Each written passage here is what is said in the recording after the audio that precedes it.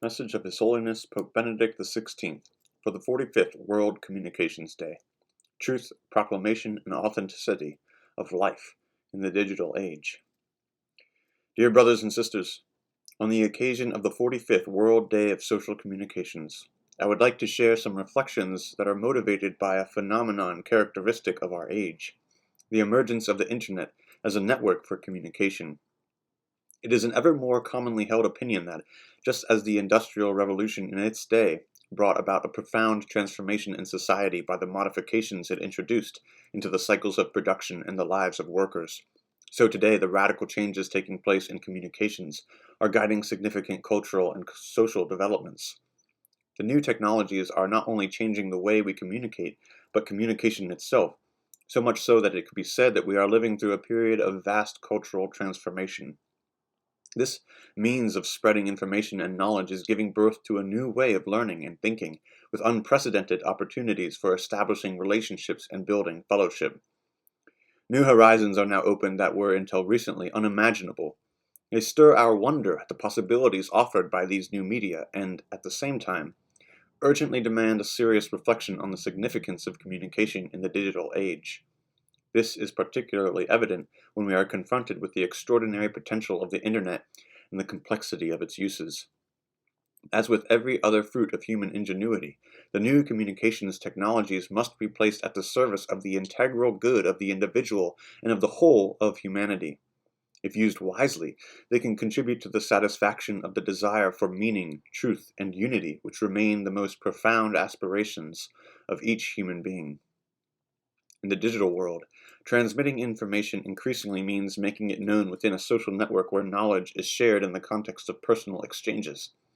The clear distinction between the producer and consumer of information is relativized, and communication appears not only as an exchange of data, but also as a form of sharing. This dynamic has contributed to a new appreciation of communication itself, which is seen first of all as a dialogue, exchange, solidarity, and the creation of positive relations. On the other hand, this is contrasted with the limits typical of digital communication, the one-sidedness of the interaction, the tendency to communicate only some parts of one's interior world, the risk of constructing a false image of oneself, which can become a form of self-indulgence. Young people in particular are experiencing this change in communication with all the anxieties, challenges, and creativity typical of those open with enthusiasm and curiosity to new experiences in life. Their ever greater involvement in the public digital forum, created by the so-called social networks, helps to establish new forms of interpersonal relations, influences self-awareness, and therefore inevitably poses questions not only of how to act properly, but also about the authenticity of one's own being. Entering cyberspace can be a sign of an authentic search for personal encounters with others, provided that attention is paid to avoiding dangers such as enclosing oneself in a sort of parallel existence, or excessive exposure to the virtual world. In the search for sharing, for friends, there is a challenge to be authentic and faithful, and not give in to the illusion of constructing an artificial public profile for oneself.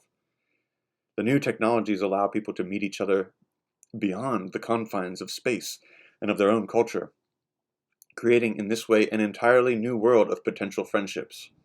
This is a great opportunity, but it also requires greater attention to and awareness of possible risks. Who is my neighbor in this new world? Does the danger exist that we may be less present to those whom we encounter in our everyday life?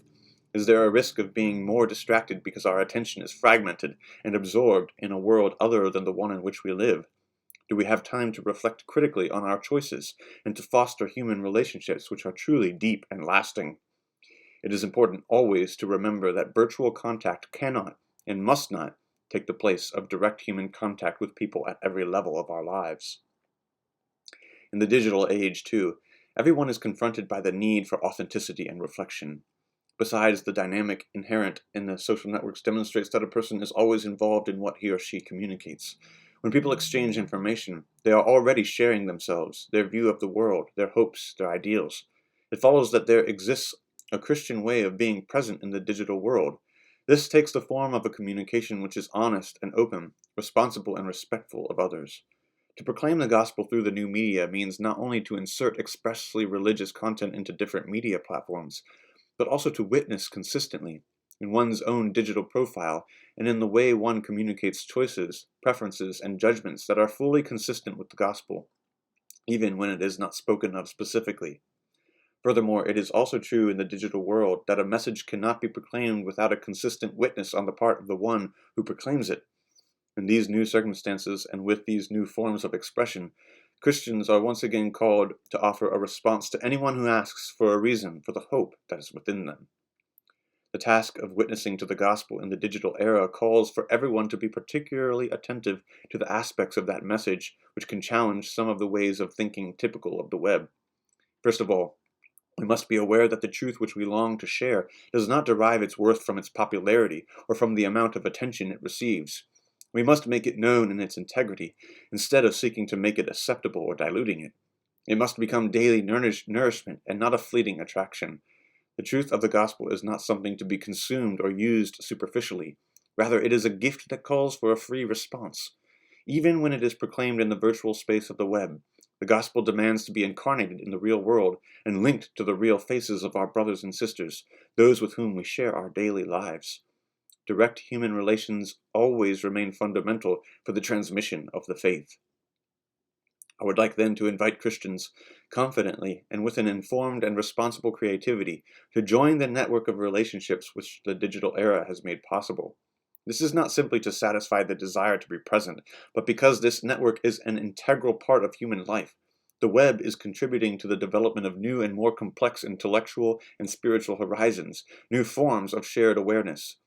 In this field, too, we are called to proclaim our faith that Christ is God, the Savior of humanity and of history, the one in whom all things find their fulfillment. The proclamation of the gospel requires a communication which is at once respectful and sensitive, which stimulates the heart and moves the conscience, one which reflects the example of the risen Jesus when he joined the disciples on the way to Emmaus. By his approach to them, his dialogue with them, his way of gently drawing forth what was in their heart, they were led gradually to an understanding of the mystery. In the final analysis, the truth of Christ is the full and authentic response to that human desire for relationship, communion, and meaning which is reflected in the immense popularity of social networks. Believers who bear witness to their most profound convictions greatly help prevent the web from becoming an instrument which depersonalizes people, attempts to manipulate them emotionally, or allows those who are powerful to monopolize the opinions of others. On the contrary, believers encourage everyone to keep alive the eternal human questions which testify to our desire for transcendence and our longing for authentic forms of life, truly worthy of being lived. It is precisely this uniquely human spiritual yearning which inspires our quest for truth and for communion, and which impels us to communicate with integrity and honesty. I invite young people above all to make good use of their presence in the digital world. I repeat my invitation to them for the next World Youth Day in Madrid, where the new technologies are contributing greatly to the preparations. Through the intercession of their patron St. Francis de Sales, I pray that God may grant communications workers the capacity always to carry out their work conscientiously and professionally. To all, I willingly impart my apostolic blessing. From the Vatican, 24th of January, 2011, Feast of St. Francis de Sales.